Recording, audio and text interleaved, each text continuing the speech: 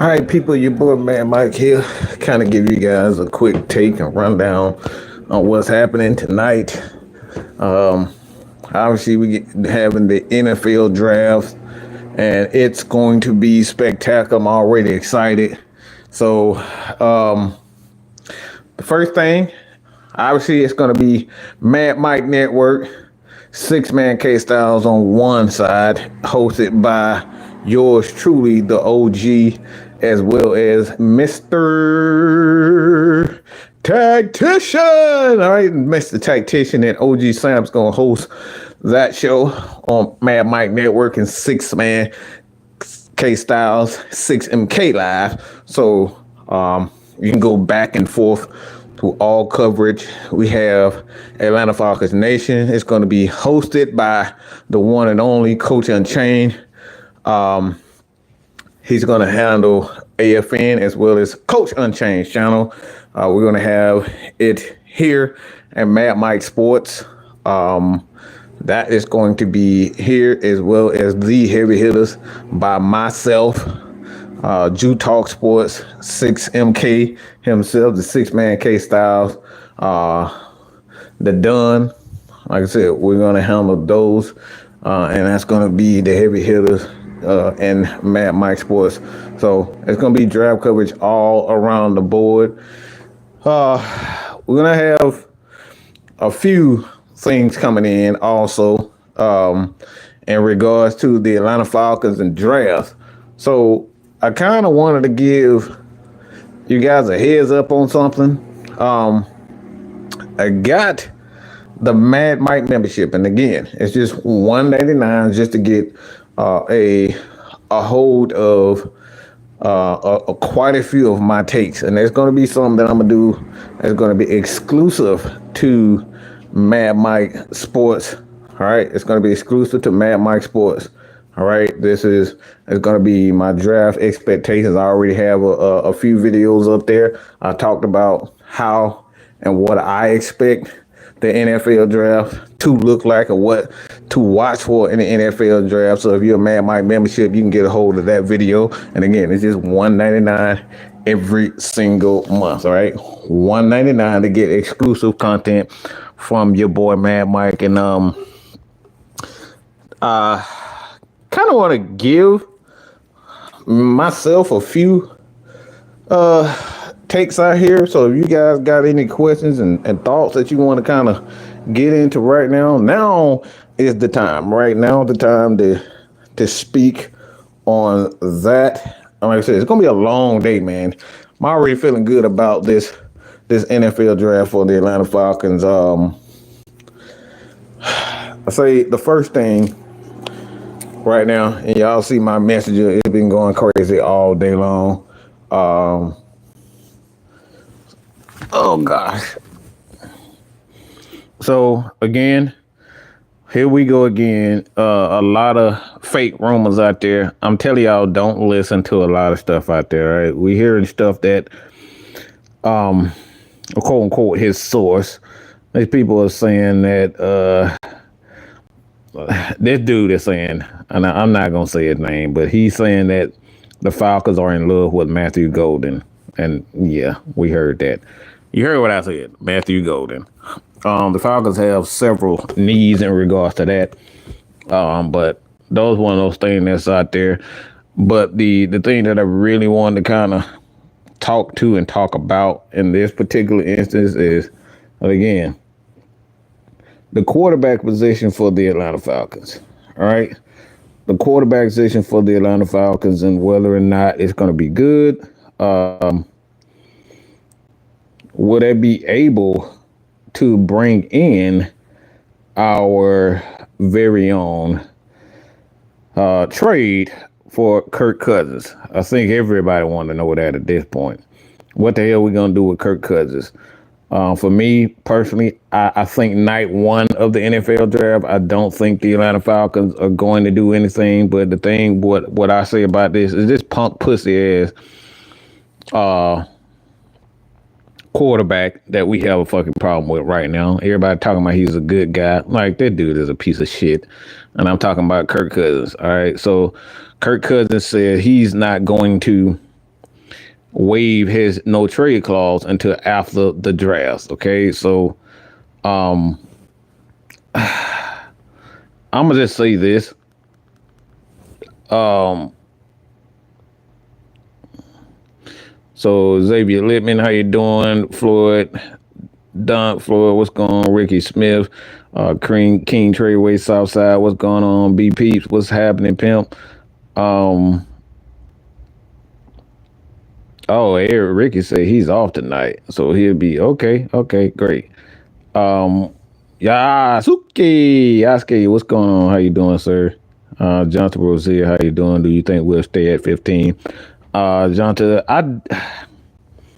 I think the Falcons will stay at 15.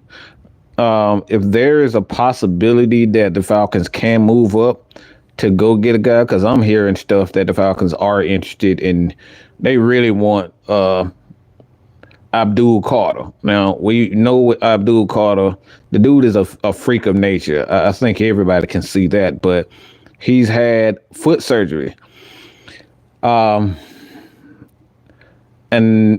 I believe it's similar to what Julio Jones had. So I don't think if you look at the foot surgery for Abdul Carter, I don't think it'll be that big of an issue. Again, we saw Julio Jones had a plate, a steel plate in his. I won't say a steel plate, but a screw in his foot, so he can still be able to play at a certain to a certain standard. I don't think he'll lose his athleticism, but when you're dealing with a foot, ankle, and all those types of things, anything can happen. So maybe there's a question in regards to Abdul Carter. So far, he's been fine, but we'll see.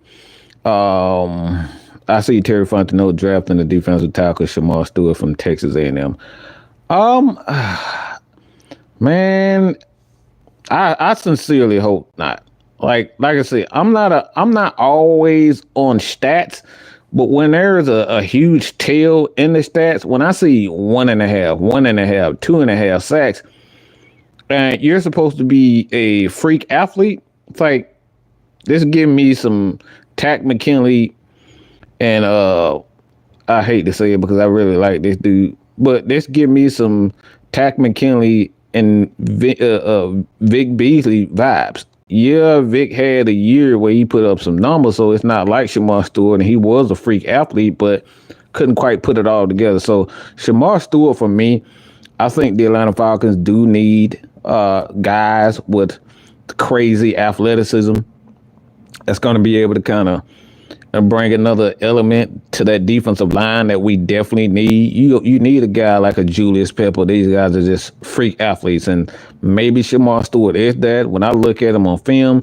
nothing really stands out to me but his ability to stop the run. He does have that. Me said the main priority is to replace Grady Jarrett, and I think that for the most part, I think they have guys in there. I think Taquan Graham. I think you already have a guy like that for the most part, probably not with the athleticism. And David Onyemata, you have Rook Aurora.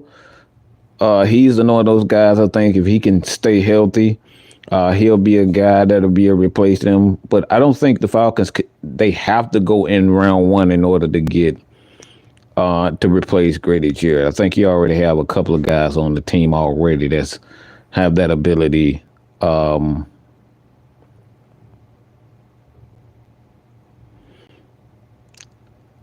J Dibbs, what's going on? Jeremy, I'm not even gonna try to pronounce your last name. Jerry, yeah, I'll try. Jeremy Snit. All right, forget me. The only thought I have non-edge is the first four edges are gone. I see us looking at Mexican corner. Will Johnson, and I'm gonna be honest, I don't want any part of a corner right now. I prefer that the Falcons go after a defensive a safety more so than a corner guy, because I think we have it pretty good with a guy like Clark Phillips and Mike Hughes. I don't know. Me personally, I think if we draft a corner, I think it'll be a wasted pick. That's just my opinion. But if a Will Johnson, for whatever reason, he's around 30 and then the Falcons have a first round pick. And the hell with all this Shannon Sharp news. Then you go up and you possibly try to go up and make, but I don't think Will Johnson will last that long. But you never know with this. Bobby Ball, what's going on? Kirk being a good guy, he's at the facility. Yeah, he ain't at the facility because of the Falcons. Kirk is at the facility for himself. He's trying to get paid for another team so he get an extension. That man ain't stupid. He's trying to be a real good citizen so he can get another $40-50 million check. That man ain't caring about no damn Falcons. He don't give a shit about them. That man do not care. Hell no. I said it earlier, but in my opinion, they stick at 15 and take Walker Williams. I can see that. I think if Jalen Walker does indeed fall to 15, I think it will be Jalen Walker, in my opinion. Michael Williams is another one of those guys. You got to look at Malachi Starks. He's another one of those guys you have to keep an eye on. Jay Black, what's going on? You think the Ants gonna draft Shador? I hope not, because I don't want to have to look at Shador Sanders in a Saints jersey just for my own selfish reasons. I don't want to see no Sanders in any Saints jersey, just my opinion. Unless that motherfucker Ego Sanders or whoever the fuck Sanders not one of the young kids. So that's just my opinion. That's my selfish reason I don't want to see him. The Giants draft Shador Sanders of the Saints. Like I said, I'm hearing a lot of stuff about Shador Sanders that people don't like him. And then see, this is why Stephen A. Smith gets like he want to get. That's why people want to bitch slap him, because people saying him because is he really going to listen, or he's going to listen to his father? Why the fuck won't he listen to his father? His father is a head coach. He's going to question anybody, any coach, and their philosophy and all that type of stuff, because his dad is a legend and he's had the two listed guys like Tom Brady. So this guy's just not going to fall for anything. So if you one of these general managers and these teams that you don't want to draft Shador because he got people in his corner that's going to give him solid advice, you can go to fucking hell. That's how I feel about this. You can go to fucking hell if you got a problem with Shador and his quote unquote gonna go behind your back and ask his daddy question. If you scared or you fear that, then you can go to hell. That tells me as a coach, you already kind of suspect in my opinion. John, what's going on, John St. Clair? How you doing, sir? Stewart said he didn't have the numbers because the D-line was so good. Man, get the fuck out of here with the fuck out of here. If the D-line was so good, a lot of this stuff would have came to you. So get the fuck out of here. You got to have some numbers. All right, but this dude got the same numbers every year. Every year their defense good. Like, come on, bro. I'll take your word for it, but I'm not taking you that high if that's the case. You got to put up something. Who do you think?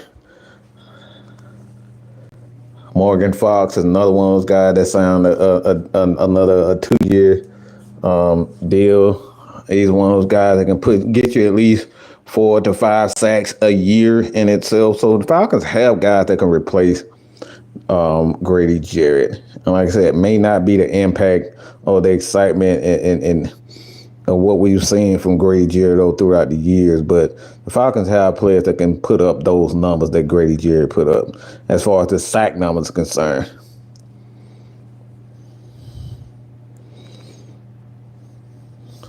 If you're the Titans, who are you taking? If I'm the Titans, man, I'm not taking no goddamn Cam Ward. Look, he just scares me when I look at him. I see too much Anthony Richardson in him. And like I said, his pocket presence in the NFL, in college game, kind of scares me, to be honest. So I wouldn't take I wouldn't take Cam. I would actually take Shador at that spot because you can sit up here and talk about guys' arm strength and guys' athleticism all you want. Like if I wanted athleticism, I'd just go up. I would have signed Justin Fields, just to be honest. If I wanted athleticism and a guy who can throw the ball deep, I would have just signed Justin Fields because I think that's exactly what you getting with Cam Ward. So Cam is not one of those guys that I'm like I said, for me, I'm taking Shador Sanders number one overall if I'm the Titans because I just don't. I don't believe in all these quarterbacks with these big arms. You got a big arm but a little bit ass brain. That's why I think of Cam Ward.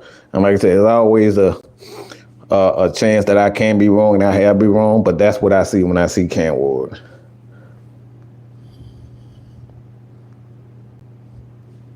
And Greg was a fifth round.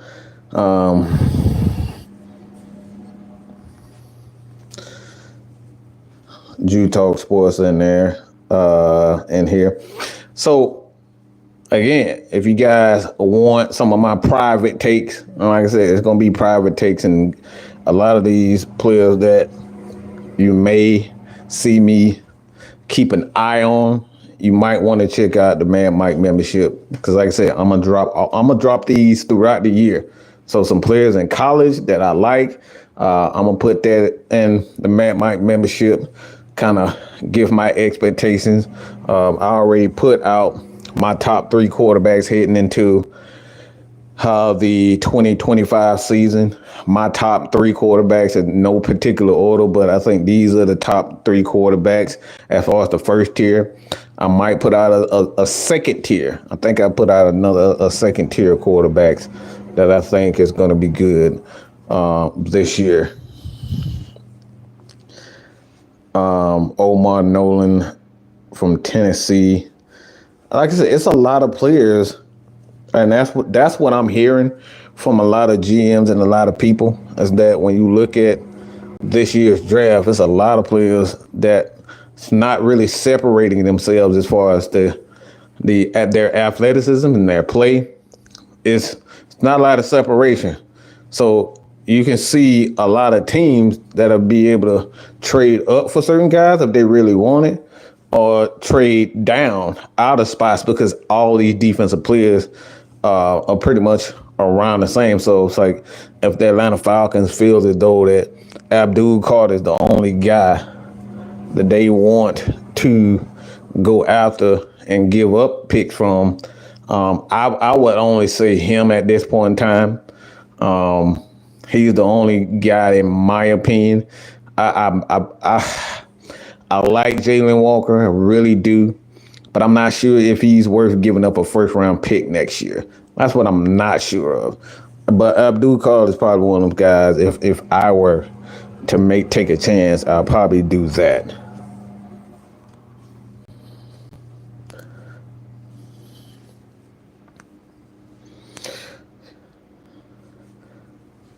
Yeah, John, I believe I would do that if I were the Titans. I'd probably draft offensive tackle before I do any of that because they just haven't had any luck with quarterbacks. I think we're going Jalen and Michael. We might even need up some talent. Look, again, do not get comfortable with this Atlanta Falcons team.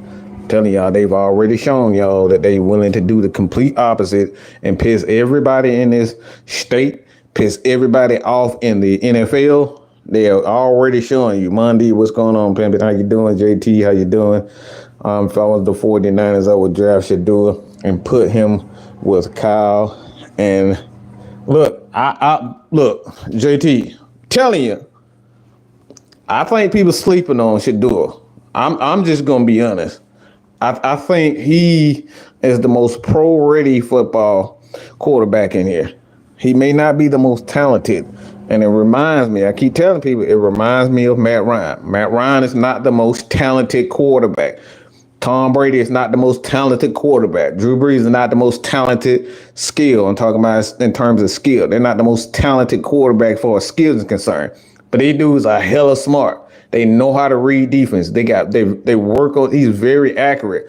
So when I look at Shador, who understands what he's saying, and then he know how to make the necessary adjustments, extend the play. That's another thing about his game that people don't give him the fucking credit about. He can extend plays. He can do that. So for me, it's like if you gonna sleep on Shador and you need a quarterback, bro, don't get carried away. Tell people all the time, don't get carried away with all this athleticism. And then he's a freak athlete. I see more freak athletes being failures and out of the league in 2 years than I've seen guys that like Caden Ellis. You look at Caden Ellis, ain't nothing special about him. Okay? Athletics, why? Ain't nothing special about him. But somehow he just, every year he just end up finding a way to get it done. So I would. But if you don't want to pay the quarterback, if I were the 49ers, I would blow the whole world up and I would trade him.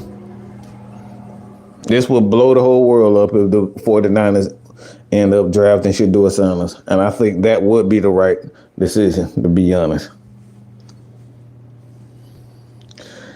They're sleeping on Jalen Milroe. Look, me, you can go to hell with that bullshit, because that dude ain't nothing but Justin Fields. I've seen this dude throw. Bruh, he's not that great of a player. He's an amazing athlete. He's nothing more than Justin Fields. Okay? Nothing more than that.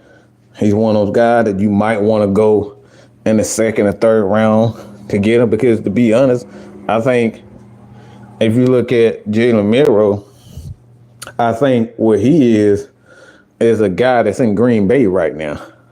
Anybody want to know who that is? Yeah. Jalen Milroe is fucking trash, dude. Okay? That dude can't throw worth a shit. Okay? Can't read defenses. He's an RPO guy who had an amazing college career. Okay? But this dude is nothing more than Malik Willis. That's what he is. He's Malik Willis. That's it. Amazing athlete.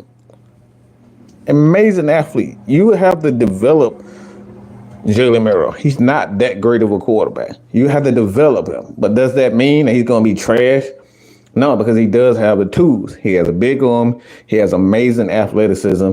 And in this NFL, when you have teams that like to run the ball and kind of build their scheme around the running game and passing, as we see in Baltimore with Lamar Jackson, it can work and he can be a pretty good quarterback. But if you're up here talking about here first rounder or a high second rounder, you can go to absolute hell. I think anybody who can say that about Jalen Milroe with a straight face, say he's a first rounder and he's an early second rounder, can go absolute straight to hell.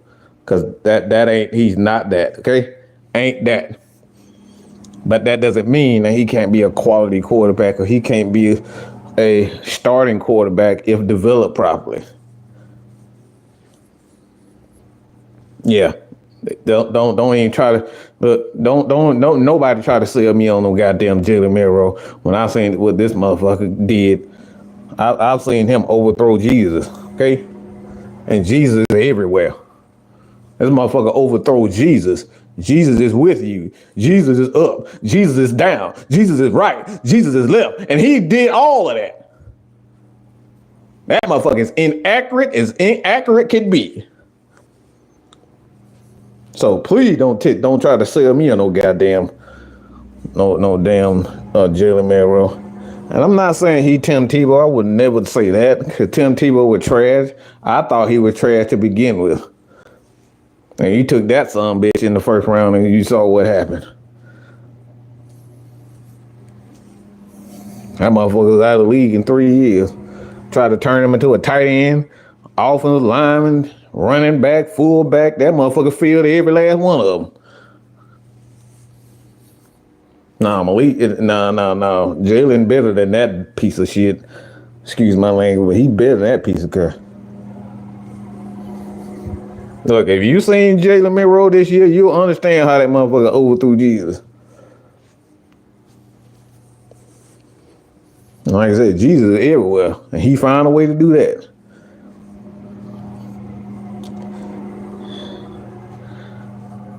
If Miro ends up being good, I'll just have to say congratulations, man.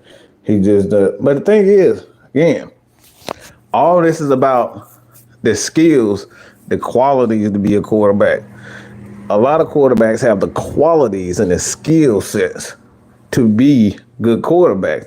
But the thing that make good quarterbacks, one, is the athleticism to be able to move around and make plays with your leg. Two is the accuracy, being able to throw. And two, another thing, reading the defense and reading the coverages. Jalen Miro is not very good at reading coverages. Now, if you look at his games where he has been successful, you go back to Alabama, obviously with the Williams, that amazing wide receiver at Alabama, most of his plays were downfield with him throwing the ball downfield.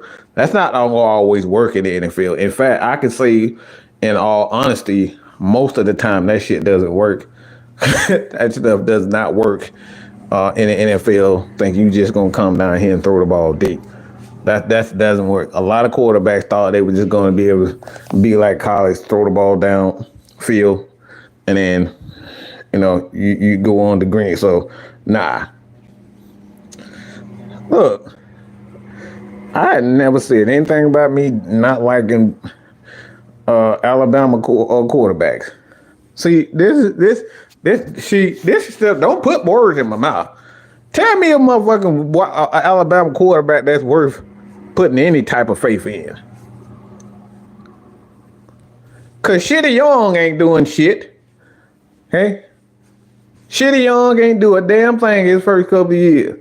He looked like absolute horse shit. Maybe Bryce Young is the only quarterback, and I've done a breakdown on him, giving him a little bit of praise. But outside of Shitty Young, like, what fucking quarterback should I believe in? What all them goddamn running backs and wide receivers and offensive linemen and defensive linemen shit? What the hell you need a quarterback for? They get a goddamn former from they get a former from Hushback, Mississippi to be their goddamn quarterback, and they end up scoring 50 points a game. So what the fuck they need a quarterback for? Shit, who the fuck know a Greg McElroy? Nobody.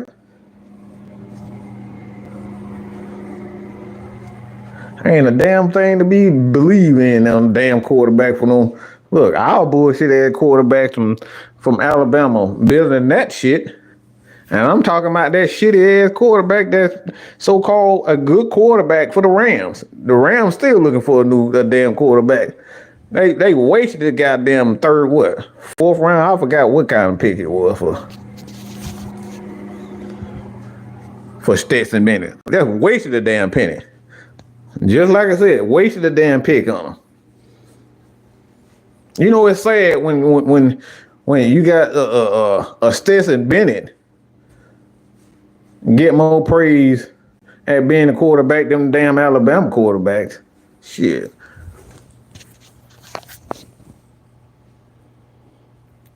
Man, and Hurts don't count. He left that motherfucker.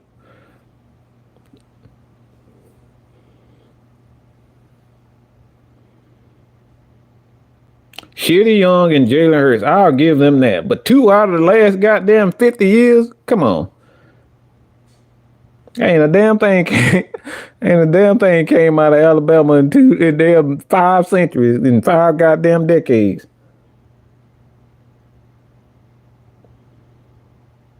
That motherfucker, Tim Tebow threw a goddamn slant to motherfucker bounced off motherfucker toes. Like, man, please.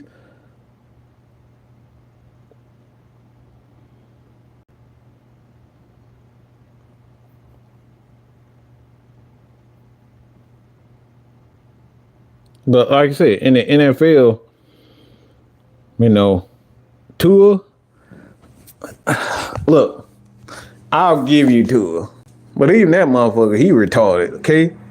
It's like everything, that quarterback position in Alabama is cursed, okay? That shit is cursed. That motherfucker can't stay off of goddamn injury reserve. That motherfucker done had more concussion than he had completions.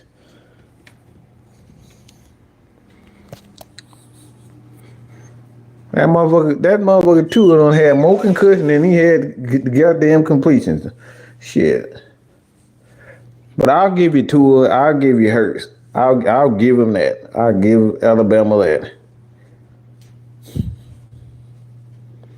No, Jalen Hurts is completely overrated. They don't even get near that if they don't have their running back. You gave that man $200 million for what? To hand the ball off to a damn running back. Get the fuck out of here. And I'm supposed to respect that as a quarterback? Please. The damn game was already over when he got started. Shit, the Chiefs, they just came out flat. They couldn't do anything right. Offense, defense, special team, they couldn't do anything. Hell, the game was already done. He didn't really have to do nothing.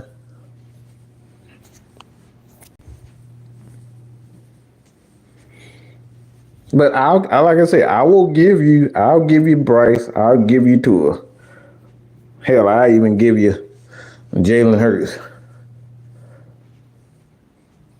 But like, if you look at Jalen Hurts, he really got started when he went to Oklahoma. So I can't really say that as an Alabama guy if he had better numbers elsewhere.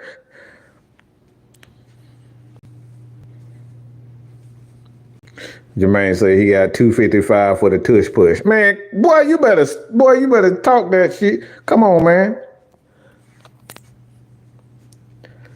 And like I said, I'm gonna get a lot of messages today, but like I said, we getting started around 7:50, 7:55. So tune in to all your favorite AFN channels.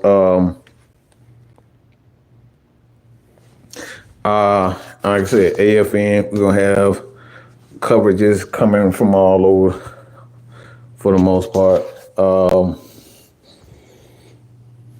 Like I said, everybody gonna be a part of the shows. It's gonna be a fairly long day for the most part. I think once the everything gets started, we're gonna see, give everybody takes and where they believe everybody. It's gonna come on. What do you think about Bryce? He trash? No, I don't think he trash. I just think he just some quarterbacks just need the right they need the right scheme and the right time. And to be honest, I don't believe that dude knows what he's doing. I think he only pulled Bryce Young because he had to kind of devise a plan, because he didn't have a plan. He clearly, in my opinion, he didn't have a plan for Bryce Young. He was doing all the wrong things. And then you gonna tell me you sit him down for 2 to 3 weeks, and then he come back magically with a completely different game plan and a completely different play call. Like, he clearly had no fucking clue what he was doing with Bryce Young. And this is why I don't like a lot of young coaches, is because most of them who haven't had one-on-one, and they're one-on-one with quarterbacks, and they haven't built quarterbacks themselves, who hasn't called plays themselves. These guys, yeah, I wouldn't have put him with Bryce Young. But like I said, so far they've done a better job of putting him in a position where he can get comfortable. And I think that's the thing with Bryce Young that I saw towards the end of the season, that they did a better job of calling the right plays to make sure that he was comfortable. But most of that came because they started running the ball better. And I think that's the thing. So, like, we still don't know what Bryce Young is at this point, because we never seen him really. We seen him without the running game being elite, or being a top at least. The offensive line is still need a little bit of work. They've done a lot better as far as protecting him a little bit better towards the end of the season. Carolina has, but like I said, they still got a lot of playmakers, and like, until they get the right wide receivers, tight ends, and playmakers around him, including the offensive line, I don't know where he's going right now. Like I said, he's better, but I don't think he's arrived just yet. You saw someone mock the Falcons at wide receiver. Look, man, I've been saying this all day. I've been saying this all year. Do not be surprised the Falcons draft a wide receiver or a tackle. I mean, at some point they may take a tight end as well. Because, like I said, I believe Kyle Cousins, but Kyle Pitts is going to be here. But like, there's no guarantee for the most part what the Atlanta Falcons are thinking. Now, me personally, I think with his numbers declining, I think it makes it that much easier to bring back Kyle Pitts. Obviously, we've seen him with his when he is successful and with a legit quarterback. Now, the Atlanta Falcons have had look, we had that punk ass Marcus Mariota, who up here talking about now, punk. You know what? This punk up here talking about Arthur Smith hurt my feelings. He said something that hurt my feelings. Man, are you fucking kidding me, bro? You're a fucking NFL quarterback. And you talking about your head coach said something that hurt my feelings, and I don't think we'll ever be friends again. Man, what in the fuck? Are you fucking kidding me?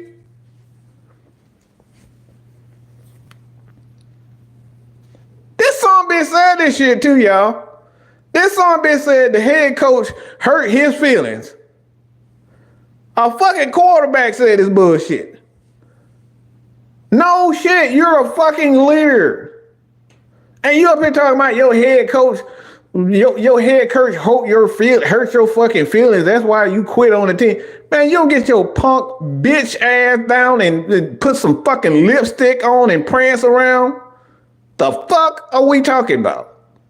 Excuse me, but we talk about a fucking a quarterback that was supposed to be a leader of a team up here talking about your head coach said some stuff that gonna hurt. It hurt my feelings. I don't think we can ever be friends and come back. Man, get your punk ass on somewhere.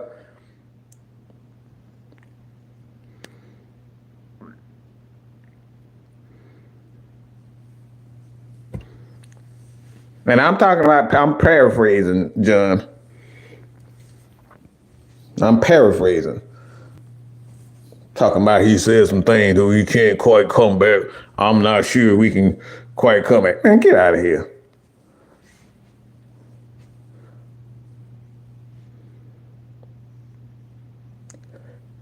What's the quarterback said? Me and my coach, we got into it. Cause you play like crap. It doesn't matter what the head coach, if you are doing your job the right way, period. If you're doing your job the right way, the head coach is not going to have anything to say. So it don't matter what he says, if it was harsh, if it was great. Look, you think, for example, you think Matt Ryan was getting cussed out by Kyle Shanahan when he putting up MVP numbers?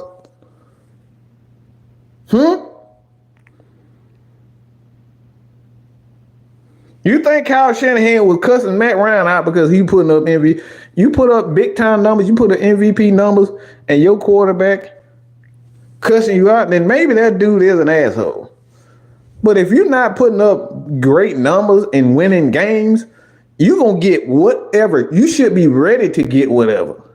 Period. Okay? Period. I don't care if he talking about your bald head, baby. I don't care about your grandma, none of that.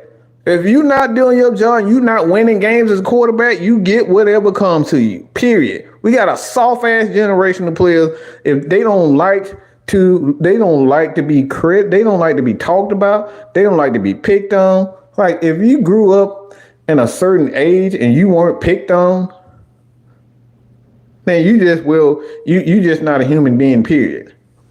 Because everybody get picked on. And you just got to deal with it, period. But I don't care about what Arthur said about anything. This is about winning games. It's about you putting up your numbers.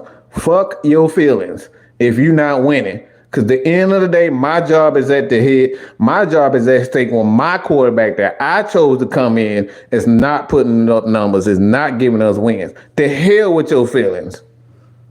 Because I'm going to be fired.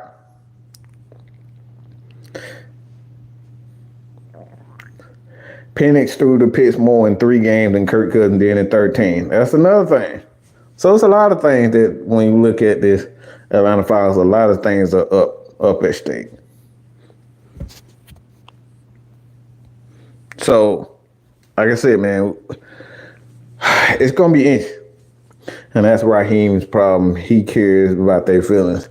Well, y'all know how I feel about that with Raheem. I think there's nothing wrong, and it can be a positive in regards to a head coach and him being close with his players. I think that's a good thing at times, but I think we've seen the bad in that particular instance where a coach believes or he's too coach and too friendly with a guy in our quarterback that you just giving him the opportunity to play over and over and make mistakes over and over and over again.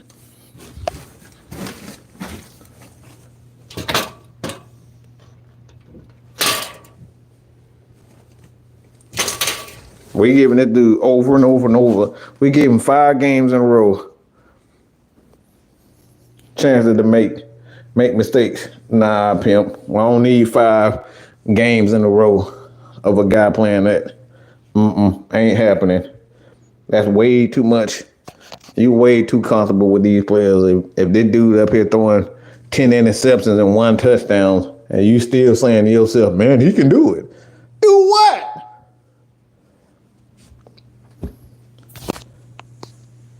He can't even hit a goddamn elephant standing in front of him. You up here giving him chances. No. I see what I see, and I know what I see. And it's bullshit. So, again, quarterbacks, players, you don't put up numbers. Be ready to be ridiculed, not only by the fans, the media, but your coaches. If your coach cuss you out because you're not putting up numbers and you're not doing your job, it is what it is. Don't fucking cry talking about I'm quitting because my coach said something bad. Well, goddamn, you lucky you didn't get. Look, at the end of the day, you lucky you didn't get your ass. You didn't get cut right on there.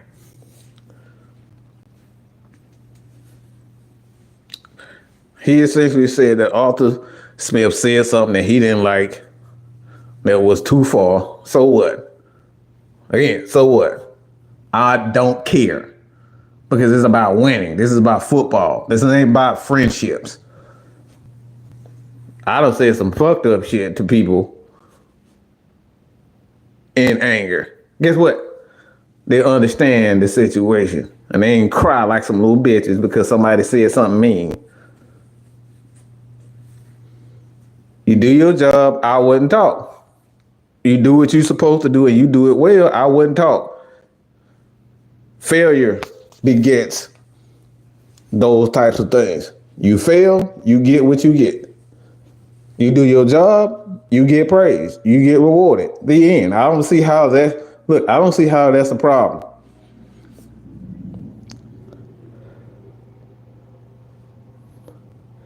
Oh, shut up, boy. Shut up, Joe Test, boy.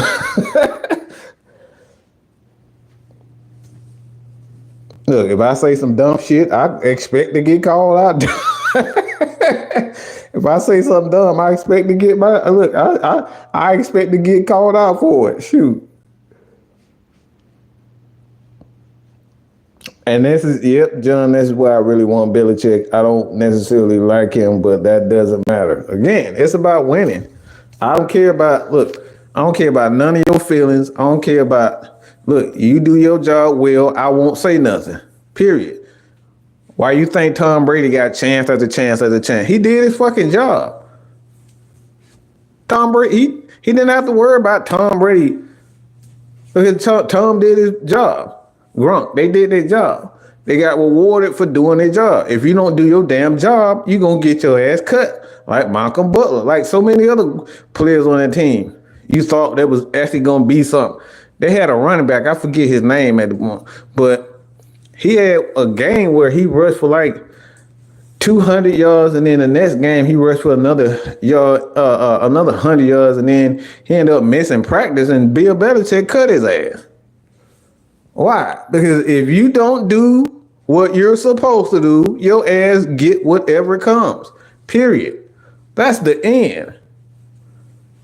But we got players of today.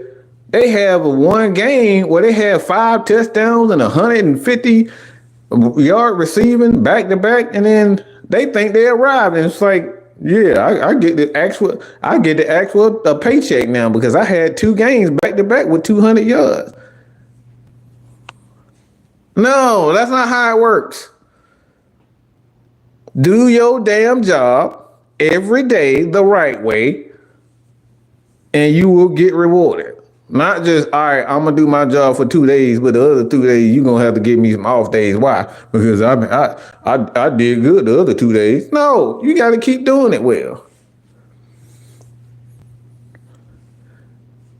Why you think Le'Veon Bell ass is look, thought he was better than everybody? Colin Kaepernick, all these guys thought they were special, and I can raise hell and do whatever I want to do. Every action has a reaction, has a consequence. So be ready for it. Be ready for that.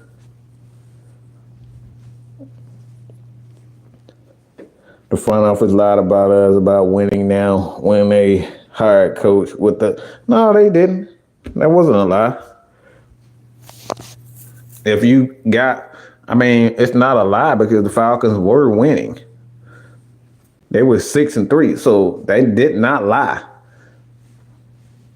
The problem is our quarterback and our head coach wasn't telling us the truth about where he was, if he was injured, if he was healthy. They didn't tell us the truth. Kirk Cousins and Raheem Morris did not tell us the truth. And they put Terry Fontenot in a bad situation where it's believe the head coach or believe the quarterback. The quarterback says the quarterback and the training staff said he was fine because Kirk Cousins said he was fine. And then we got Raheem that put him on the injury list and then took him off. So they took him off. Kirk Cousins said about a month later or so, hey, I was hurt the whole time. Like, which one is it? So the end of the day, like, the Falcons didn't lie to us about winning. We were 6-3. Our head coach couldn't make the necessary adjustments. He didn't do his job. So guess what? He got ridiculed by me and everybody else in the media, and he embarrassed himself. That's what happens.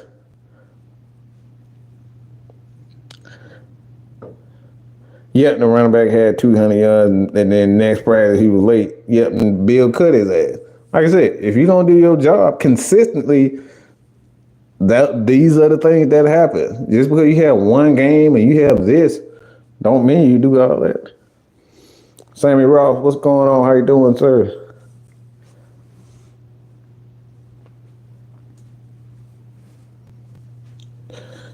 Kurt knew what was up. He's seen that young bull, and that's what he worried about. That's why, look, I tell people all the time, when you've been around people like Kurt, you know he's a lying piece of shit and he's selfish. Kurt, nothing more but an infiltrator. He's the FBI. That man is the CIA. That man will do anything, and that man will do anything to come in, to read the culture and fit in. That's what he's done. He did that in Minnesota and he did it here. He's a liar. He's a deceiver because he's only focused on him getting a paycheck. Why you think he's worried about him? Look, the man said this. The man said, I will waive my no trade clause after the draft. I tell you, he worried about that young bull. Because if he was really confident in his skills, he wouldn't worry about Michael Penix sitting behind me. Because I'm that motherfucker. You think Tom Brady up here scared of motherfucking a young quarterback? They had young quarterbacks, Jimmy Garoppolo and all these. Tom Brady beat all of them. He beat out all of them. He wasn't fucking scared. Come on, y'all hurt my feelings. Y'all took me off. It took me up by surprise. No.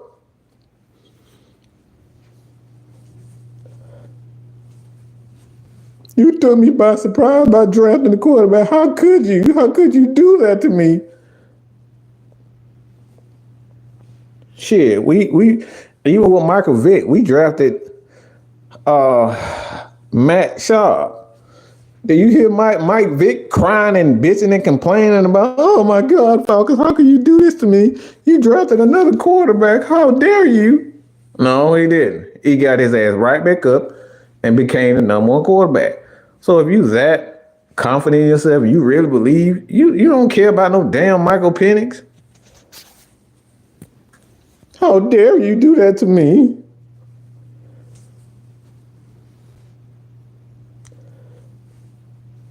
Like, if you that good as a quarterback, anybody that drafted that come in there, look, they ass gonna get traded or cut, and you make them regret their decision.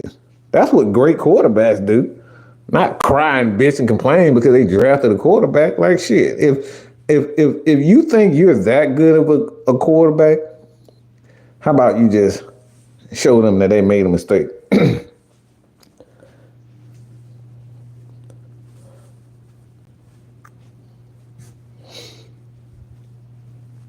So that's my issue and that's my thing. Gotta stop. These players are so spoiled. These players are so selfish. And I think, like I said, a lot of this money and these agents have been a major issue. But like, if the NFL wants to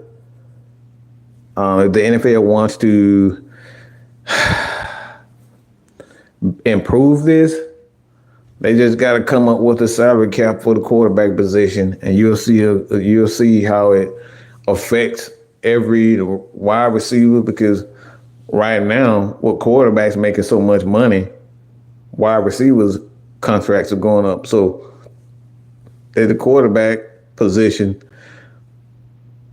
the salary is stabilized, then everything else, the cornerback, the wide receiver, and every other position. But the NFL got to do a better of doing that. And I think that's coming sooner rather than later. Aaron Rodgers is another one. Yeah, he's another one that's cried. That's what he cried and whined his way out of Green Bay because they drafted Jordan Love. Like, bro, at the end of the day, you better than Jordan Love, but like, you whine and bitch and complain your way so much. Like, now you complain your way out of New York. It was easy. And then now you don't have a job because you whine and complain.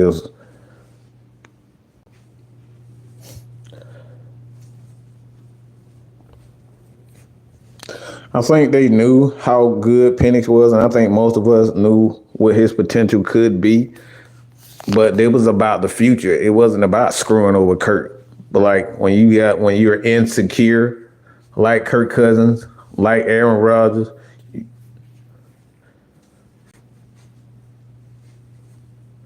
you think everybody screwed you over. Bro, you 37. You about to be 40. Ain't nobody gonna keep looking at you like you still 23. You may think you 23, but we don't think you're 23. Okay? You coming off a torn Achilles. Chill out, bro. Chill out. Relax. I think that's the thing with Kirk Cousins. He don't realize that he's 37. He still think he's 26. Nah, you're not. You're not, sir. You're not. So, yeah, Joe Montana didn't do all that with Steve Young, and I think Joe Montana was there for a good. Steve Young was there for a good 3 years, almost 3 years, I believe, before they brought him in. But like I said, Joe was already injured. He already had a bad back when they brought him in. So his days was pretty much kind of numbered, to be honest, with Joe. But like I said, he didn't do all that whining and crying and, oh man, how dare you do this to me? How dare you bring in a former number 1 overall pick and Steve Young? How dare you do that? How dare you do that to me? Come on, bro. If you're better than that dude, you shouldn't have any problem. It's not disloyalty when an organization is looking to replace a guy that's 1, injury prone, and 2, that's old. That's called looking out for the future, doing what's best for the organization. And some players don't understand that.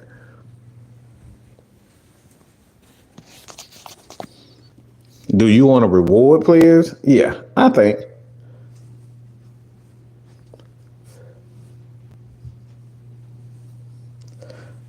I think, you want to reward players, yeah, but like I said, at the end of the day, everybody gonna be in their feelings about certain things and certain players, and being replaced. That's only human, but like I said, at the end of the day, it's still business. It's still business.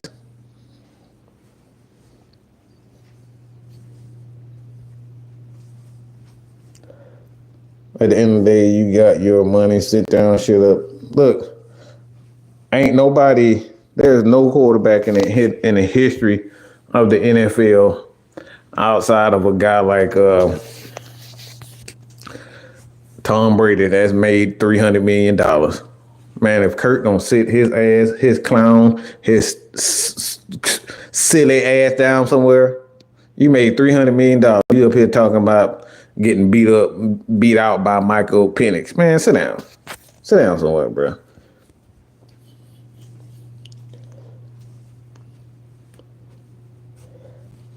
Terry should have never made that move with Kurt. No, it was the right move. I just wouldn't have paid no $100 million right off the bat. I would have made him earn it. 90 million plus another 10 million. That's this year with him being on the roster. That's $100 million. I probably wouldn't have done the entire $100 million guaranteed. I would have gave him at least 50 for the first year, but made him earn it in the next couple of years. I would have done that, because you looking at a team like the Atlanta Falcons that did not have a quarterback at that time. When we went after Kurt, we didn't have Mike Penix. Now, if we would have had Michael Penix already, then yeah, it was a mistake.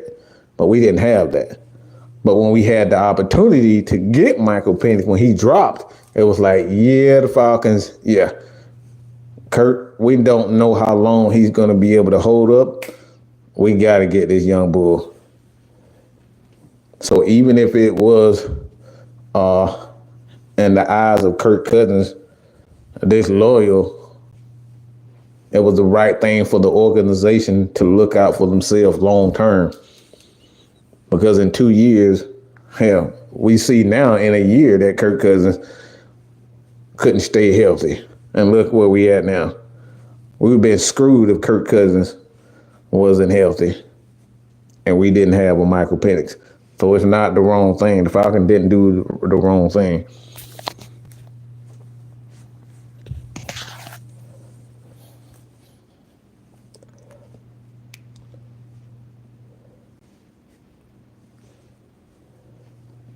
Yeah, John. Like I said, when I think about it, the transaction happened.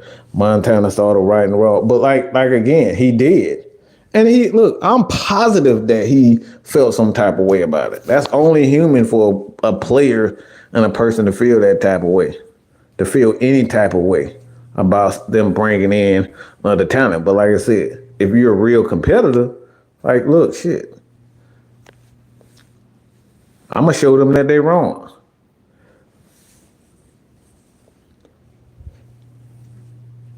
I got to show them where they're wrong at. I think that's the thing. You got to show them where they're wrong at. But like at the same time, I know Joe, he was dealing with some injuries. That I do know. He was dealing with a back injury. And then he went to KC. KC, he was not the same. So the writing was already on the wall with him physically. Now, like I said, all the year that he played with San Francisco, he probably thought, hey, man, y'all owe me more. Maybe that is true. But at the same time, as an organization, when a player can't play up to their typical, then the organization has to do what's best for the organization, even if it's a Tom Brady, even if it's a Matt Ryan, even if it's a Mike Vick, even if it's Lamar Jackson. You got to do what's best for your organization. You can't rely on a player to, quote unquote, get back to where they were. I mean, we tried to get Matt Ryan back at the MVP status. We tried to get this offense to the MVP status. We tried to build a defense that was optimistic. We just couldn't stay healthy. And at the end of the day, you can't keep trying to go to that same empty well and try to draw water out of it. You got to make the necessary changes. I think they did exactly that. It was the right thing to do what the Atlanta Falcons did. And like I said, the Vikings fan tried to warn us about it. He wasn't the same player. Put up some good numbers, but physically, he wasn't the same player.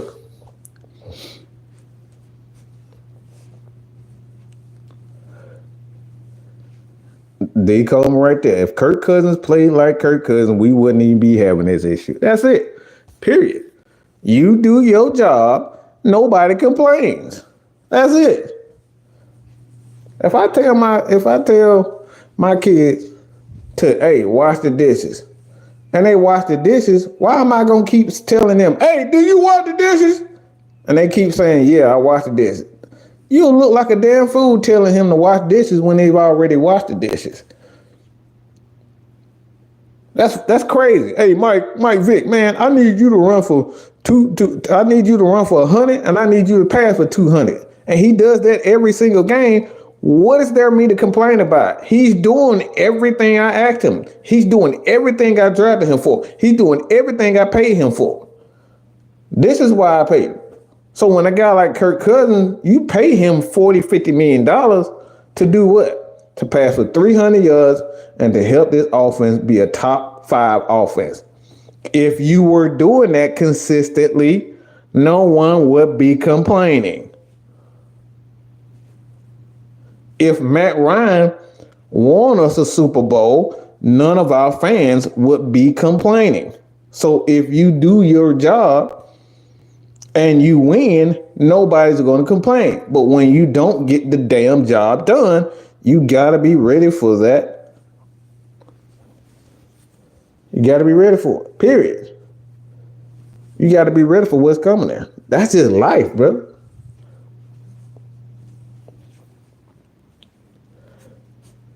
Curry is really upset at how he played second half. Yeah, of course he is. He embarrassed him. He embarrassed himself. At the end of the day, Kurt embarrassed himself. We didn't embarrass him. He embarrassed himself.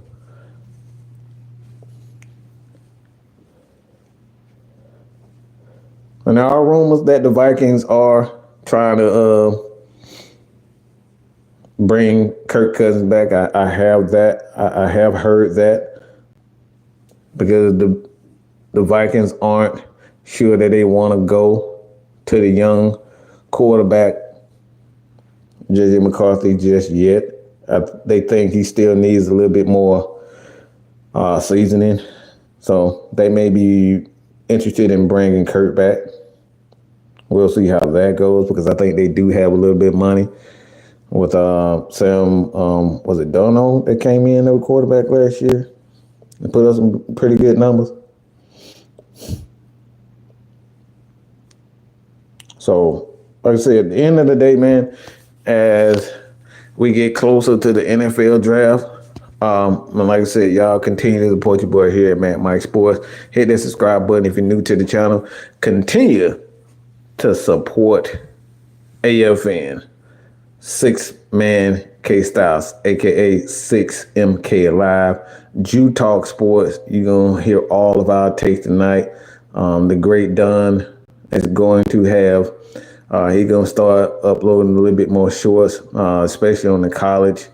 And if you're food fanatic like he is, he's going to have that up too. So check us out, the Heavy Hitters, Matt Mike's 6-Man K Style. We're going to have all, pretty much all the AFN crew.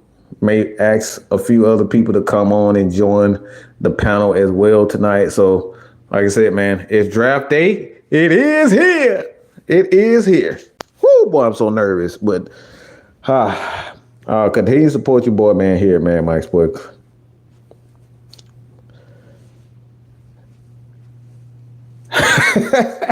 Look, if I haven't told you to go to hell, I haven't cussed you out, you ain't my folks. So if I cuss you out, y'all definitely know y'all my folks. And that's the bottom line because, man, Mike